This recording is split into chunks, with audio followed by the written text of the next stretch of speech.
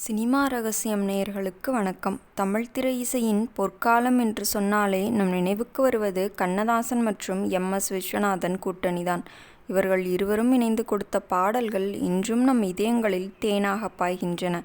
ஆனால் நகமும் சதையுமாக இருந்த இந்த இருவருக்கும் இடையே ஒரு கட்டத்தில் மிகப்பெரிய விரிசல் ஏற்பட்டது. சுமார் 15 ஆண்டுகள் ஒருவருக்கொருவர் முகம் கொடுத்து கூட பேசிக்கொள்ளவில்லை என்றால் உங்களால் நம்ப முடிகிறதா? அந்த பிரிவுக்கான காரணம் என்ன? அந்த இடைப்பட்ட காலத்தில் அவர்கள் எப்படி உணர்ந்தார்கள்? மீண்டும் அவர்கள் எப்படி இணைந்தார்கள்? அதை பற்றித்தான் இந்த வீடியோவில் நாம் பார்க்க போகிறோம்.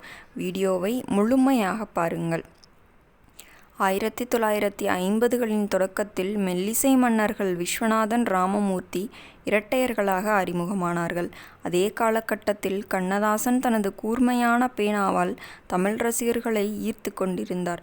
இவர்களின் சந்திப்பு என்பது தமிழ் சினிமாவுக்கு கிடைத்த வரம். கண்ணதாசன் ஒரு வரியை சொன்னால் எம்.எஸ்.வி. அதற்கு உயிரூட்டுவார். எம்.எஸ்.வி. ஒரு மெட்டை வாசித்தால் அடுத்த வினாடியே கண்ணதாசன் வரிகளை கொட்டுவார்.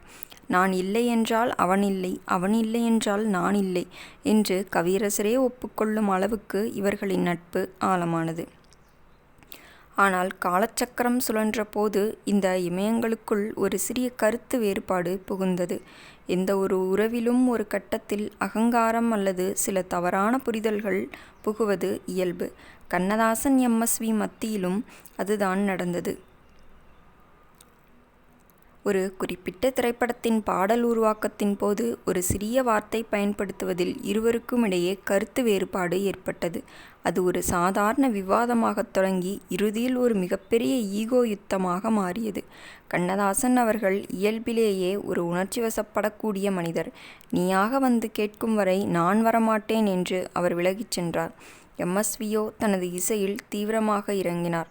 இந்த பிரிவினால் தமிழ் சினிமா ஒரு மிகப்பெரிய இசை வெற்றிடத்தை சந்திக்க வேண்டியதிருந்தது.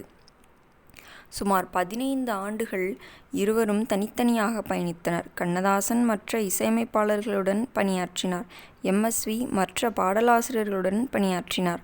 ஆனால் இருவருமே மனதிற்குள் ஒரு பெரிய ஏக்கத்தை சுமந்து கொண்டிருந்தனர்.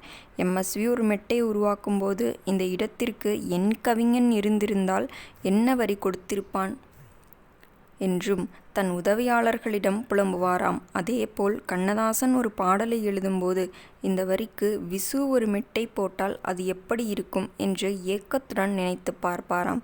இருவருமே மேடைகளில் ஒருவரை ஒருவர் பற்றி ஒருவர் கசப்பாக கூட பேசவில்லை.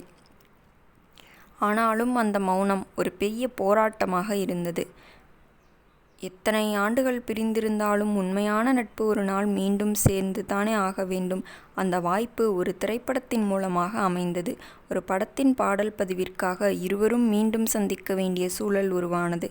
நீண்ட ஆண்டுகளுக்குப் பிறகு ஸ்டுடியோவில் ஒருவரையொருவர் பார்த்தபோது அங்கே வார்த்தைகள் இல்லை, கண்கள் மட்டும் பேசின.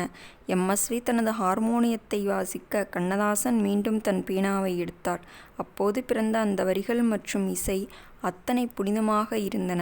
பழைய விசுவும் பழைய கவிஞனும் மீண்டும் ஒன்று சேர்ந்து விட்டார்கள் என்று திரையுலகமே கொண்டாடின. மீண்டும் இது போன்ற சுவாரஸ்யமான சினிமா தகவலுடன் நாளை சந்திக்கிறேன். நன்றி, வணக்கம்.